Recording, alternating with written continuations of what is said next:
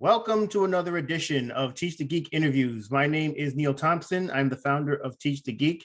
It's an online platform for science and engineering professionals. I'm also the creator of the Teach the Geek to Speak online public speaking course. And you can learn more about it at teachthegeek.com. Again, that's teachthegeek.com. Today, my guest is Gary Smith. He's a business coach and author. Gary worked for years in operations management before embarking on his career as a coach. I'm curious to learn more about his engineering background or how it prepared him for life as a coach, why he decided to make the transition, and how public speaking has benefited him. Welcome to Teach the Geek interviews, Gary. Thank you very much, Neil. It's great to be with you today. From the bit of research I did on you, I saw that you got a degree in manufacturing engineering. Where did that interest come from? Actually, it's an interesting story, Neil, because when I was a kid growing up, my real passion was music. Until I realized that I wasn't prepared to live the lifestyle of a musician. And at that point, I think I was ending my junior year of high school. And I was really challenged with what do I do next? And so I went to and took an entrance exam at a local technical college and discovered that I had a real high aptitude for mathematics and science. So I started in a two-year technical program initially. And one of the first courses I took was a course in manufacturing processes, basically how are things made?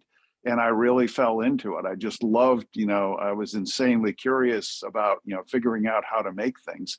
And that sort of led into I got an associate's degree in manufacturing engineering, then went on and got my 4-year degree. And then eventually about 10, 12 years after I got that degree, as I'd been working as an engineer, I went back to school and got my MBA in operations management. But I just really have a passion, even today, I still have a passion for how things are made. Oh, that's pretty cool. And we have music in common, although I'm guessing from your description, yours was voluntary. For me, it was very much involuntary, Gary. When I was 8 years old, my mother said that I had to start playing the piano. And the reason was because I said so. And I did that for about 10 years.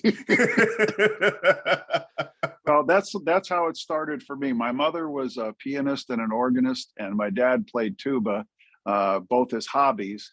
But my mother started me playing piano when I was 3 years old, but I finally fell into a combination of French horn and trumpet. And that's where I really found my passion for music. But unfortunately, in talking with one of my teachers, I said, hey, do I have what it takes to make it as a professional musician? And he said, yeah, you do, but you're asking yourself the wrong question. He said, you really need to ask yourself, are you willing to live the life of a musician? And when he started describing his life, it's like, hey, man, let me out of here. No, this is not what I want to do with my life. Yeah, I get the sense that there's a lot of uncertainty with being a musician, not nearly as much, I guess, certainty as being an engineer. You go to a job, you do it for however long, and then you go home and then you come back and do it the next day. I'm guessing musicianship isn't the same. Well, and the thing of it is that for him anyway, he was the first French horn of the Hartford Symphony here in Connecticut. He taught at the Hart School of Music, which is a college in Hartford, and he played with a half a dozen pickup groups. And he said, I leave home at 6 o'clock in the morning. I get home at 11 o'clock at night. And he said on the weekends when everybody, is doing their backyard barbecues and birthday parties and stuff like that, I'm playing performances. So he said it's basically a 24-hour a day, 7-day-a-week job. And he said you can make a pretty decent living at it, even if you're not in that top 1/10 of 1% who makes all the money. But he said, you don't have a life. And, he said, if you want to, if you eventually want to be married and have kids and be able to spend time with your family and stuff like that, music is not where it's at. Okay, I got you. Okay, that's cool. I mean, you also mentioned that after 10 years of working as an engineer, you decided to get your MBA. What motivated you to do that? Well, I grew up in the technical world and worked in various engineering positions, and I finally got to a point where I was a senior project engineer, and I realized that I'd sort of hit the ceiling of where I was going to be able to go. I was really, really good in the technical world, but I didn't understand anything about finance. I didn't understand anything about marketing. I couldn't, when I was dealing with those people in our organization, I couldn't talk their language. And so, I thought, well, initially my thought was I was going to go back and get a master's degree in management, an MS in management. And when I got back to school, one of the first classes I had to take was a class in financial and managerial accounting. And the way the school was set up, I was going to school at night, working during the day, going to school at night. And we would go to school for a couple of hours, take a break for a half an hour, go back to class for another couple of hours. And the professors would always go to the cafeteria. They'd be sitting around so you could go and talk to them. And I was talking to the fellow who was my finance teacher, and he was actually the chief financial officer for Kimberly-Clark. And was talking with him about it. And he said, the MS in management is not where you want to be. He said, go get your MBA. I said, it'll open doors for you that you would not believe. And so, I just realized, that I needed the extra education and to be able to speak the language of other groups within the company if I was going to continue to move up, even in engineering management, which is what I did. That was the next step for me, was to become the engineering manager of our organization. But like you said, eventually I transitioned from there into operations management, and it was a real blessing because in operations management, I had all the technical background. So, so nobody was going to blow smoke up my skirt. I knew exactly what was going on, and I knew how manufacturing worked. And so it was a real plus for me. Okay, blow smoke up your skirt. Probably the first time I ever heard that one thing. Thanks, Gary. I'm gonna use that because I want people to picture me in a skirt. It won't be a pretty sight. I don't think I got the legs for it. But no, me either. So it's interesting. I mean, you mentioned engineering management and operations management. You have this degree in manufacturing engineering. All these moves that you're making within your engineering working life, were these all moves that you were looking to make, or were they just kind of how the way things shaped out? Some of them were deliberate.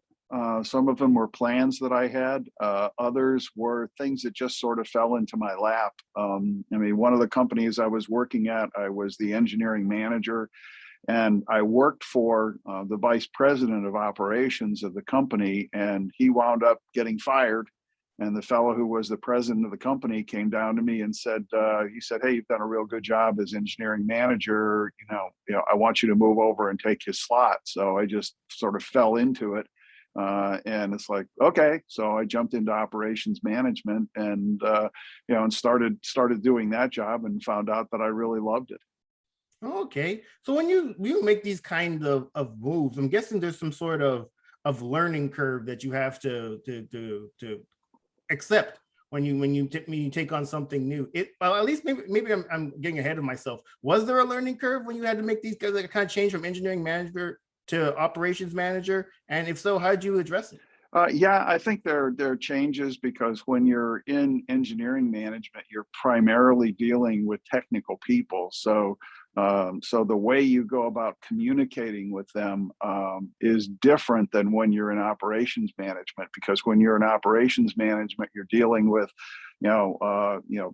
floor supervisors, hourly employees who are actually manufacturing the product. And so your approach has to be different in how you address those people and how you work with them, because you need to be able to speak their language and understand the world that they live in. And so for me, it was just immersing myself in the operation. I would come in at odd hours so that I would spend time on first shift, second shift, third shift, to get to know people and get to know their families. And people would often give me a hard time when I said, we got 150 employees in this company, and I know every one of them. I know who their husbands and wives are. I know who their kids are. I know what's going on in their lives. And that was the only way that I effectively felt that I could be the leader that I needed to be. I needed to be able to understand who they were and what was going on in their lives, because whatever's going on in your life affects what happens to you at work. Gary, at some point though, I mentioned it in the intro, you had this life working in engineering management and then operations management, but eventually transitioned to being a business coach. What spurred that change? It was just one of those things where I felt like there had to be a way for me to add more value to the world and to increase my sphere of influence. I was doing well within the company where I was working, But it just didn't feel fulfilling anymore. I really wanted to be able to add value on a much larger scale. And so it was in 1998, I took the plunge and started my own business. And it's been, this coming June will be 24 years that I've been on my own. And I still keep my toe in the manufacturing area. I have a couple of clients that I work for on the manufacturing side of things, but by and large, I coach small businesses and individuals and just help them to become the best people that they can be, drawing on the, almost 25 years of experience that I had in industry, working and learning there. So the clients that you have, what kind of problems do they come to you to help them solve?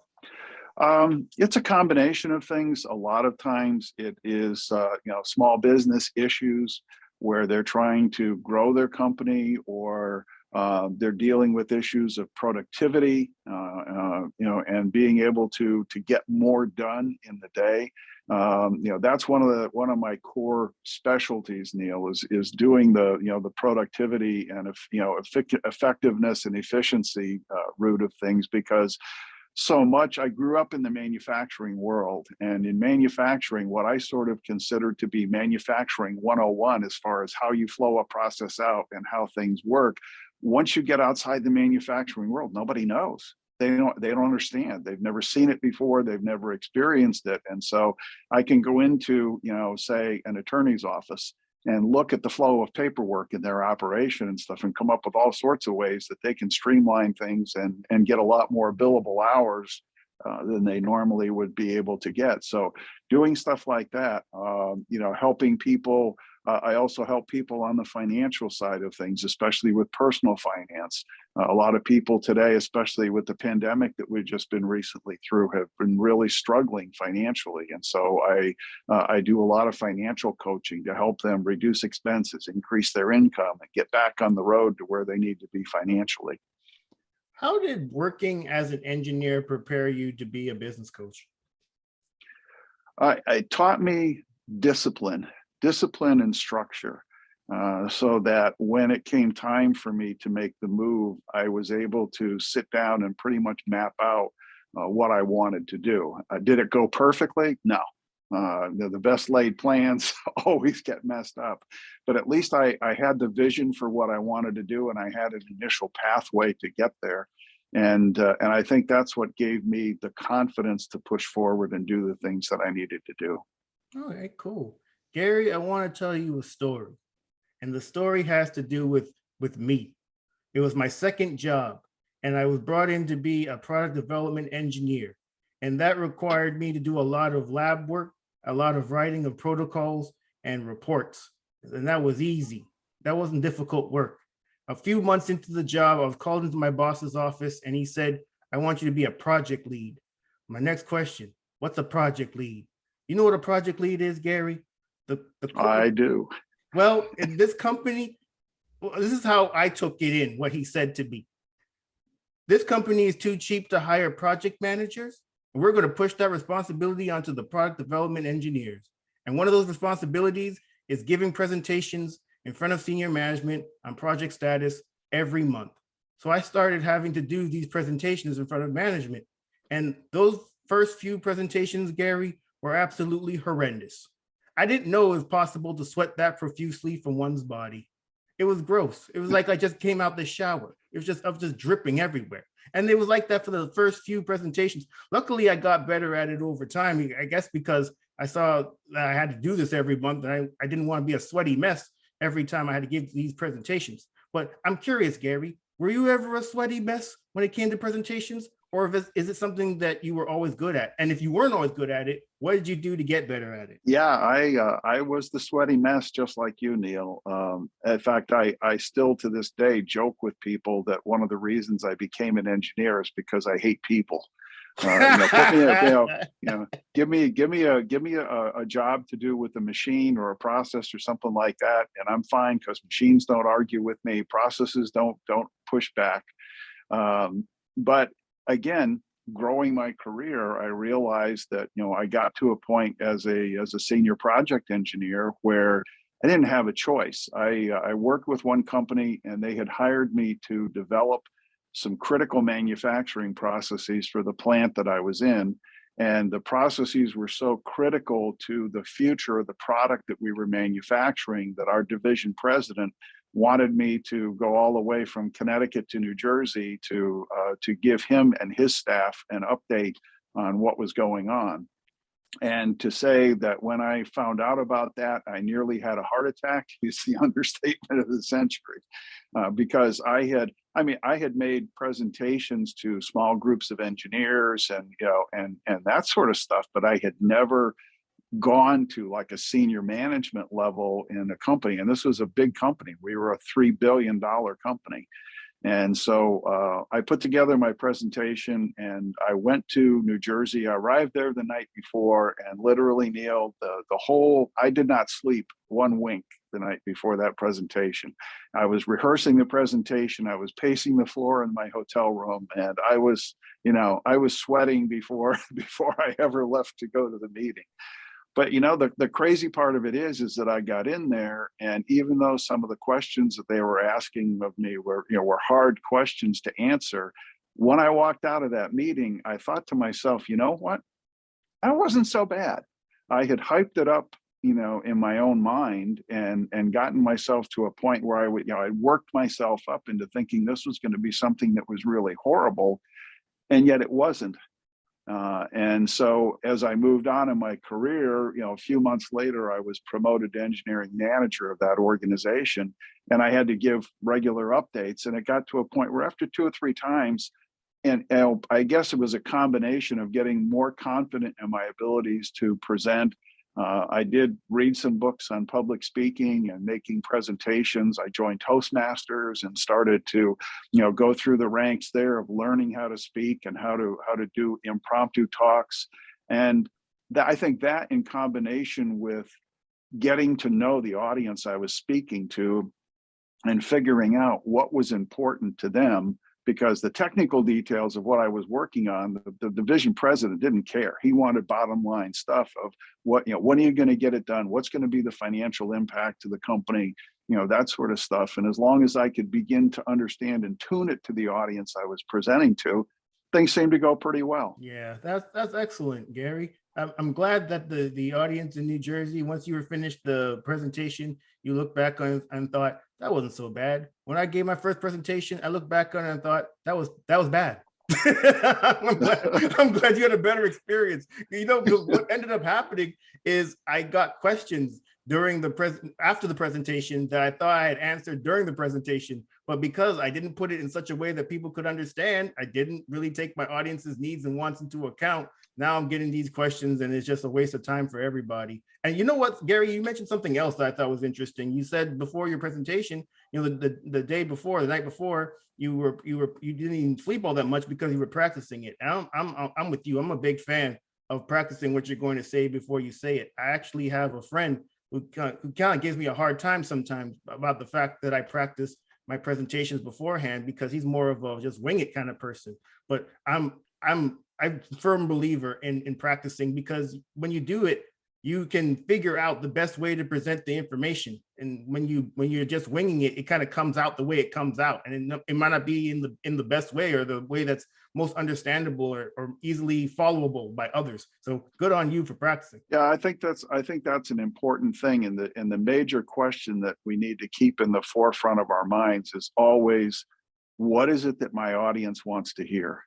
What information do they need in order to be able to effectively do their jobs? And so, I try to keep my presentations focused and precise. And that can be a challenge, especially when you're dealing with, say you're going into the management staff of a company, because you could have a division president, you could have a vice president of marketing, you could have a vice president of research and development, you could have the operations manager there, and each one of those people wants something different from that presentation. And so you have to sort of tailor it, understand the audience, understand who's going to be there. And even in some cases, I will ask up front, what is it that you guys are looking for? What is it that what's really the important information that you want? Because my presentation, I want to hit it and quit it. I want to get in, I want to give you the information that you need. I don't want to waste your time. I don't want to waste your money. I want to get in, I want to do it. I want to do it excellently, and I want to get out. Yeah, that's excellent. I really like that approach, because then you're right. You're not wasting their time giving them information that they really don't want to hear. Out of curiosity, Gary, do you have a process for putting your presentations together? And if so, what is it? I really don't, because the presentations that I wind up giving are so varied that I really don't. I guess if I had to say it's a process, I just basically sit down and ask myself, what is it that these people really need to know, and what's the most effective way to be able to present it? Are they the types of people? I mean, there's some types of people that I can put a spreadsheet in front of them, and they're perfectly happy with that. They'll go through and come to their own conclusions. There are other people who want to see charts. Give me something visual. So I try to probe as much as I can and say, what kind of learner are you? Are you a visual person? Are you a kinesthetic person? What are you really looking for? And what do they respond to? And a lot of times it's, if you want to know, talk to the guy's assistant, talk to his secretary, find out what it is. Hey, how does this guy operate? When you prepare reports to him, are you emailing him a spreadsheet, or are you emailing him a bunch of charts? And then I tailor myself to those kinds of things. So it's really focused on what is it that you need, and how do you best receive the information that's being presented. As an example, if I have a division president and I know that the guy's an engineer, he started out as an engineer, I can look at it and say, okay, on the one hand, because he's a division president and his time is valuable, he may be a very bottom line person, but because he's an engineer, he's also curious about the technical details. So how do I filter those things together in an appropriate combination that gives him the comfort level that I know what I'm doing technically, but gets to the bottom line quickly? So those are the kinds of things I try to keep in my mind as I'm putting a presentation together. I really like your idea of going to the management person's administrative assistant and gaining knowledge from them as to what their boss likes in their presentations. I think that's really smart. It's actually something that I advise people to do as well, if at all possible, because oftentimes you're not going to be able to get in touch with the management person because they're busy, but you can get to their admin, and their admin can very well tell you, because they know that person so well. Yeah, put this in there. This other stuff. Yeah, don't put that in there. they don't care about that. That's smart. So another question I have has to do with being nervous before presentations. Gary, do you ever get nervous before presentations? And if so, how do you deal with your nerves? I used to. I used to get nervous before presentations, and I sort of follow the mantra that it's good to have butterflies as long as you can get them flying in formation before you go into the presentation. So I would just sort of calm myself down, say a little prayer, before I go into the presentation, and just be calm about it. Quite frankly, today, Neil, I've been doing this for so many years. I really don't even think about it anymore.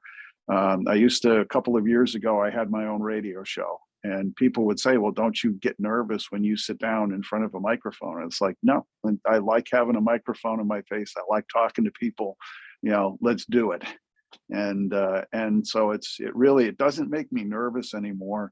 But I still think, I still like to focus on, I think one of the things that being nervous and having those butterflies initially forced me to prepare. And so now I have to have my focus on preparation. So even though I'm not nervous, I still want to have the attitude like I'm going to have the butterflies, because I want to do the best job for my client that I can.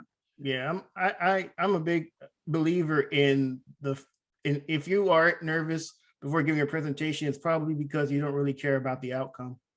When you're nervous, it's because you actually care about the presentation. You care about what the people are going to get out of it. You care about the fact that you spent time putting the presentation together, and you don't want it to have gone to waste.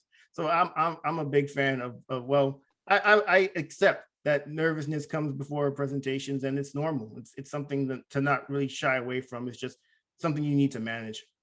So Yeah, I think that's really true, Neil. And I think the other thing is that a lot of the degree of nervousness that you can have depends on how well you know your subject material.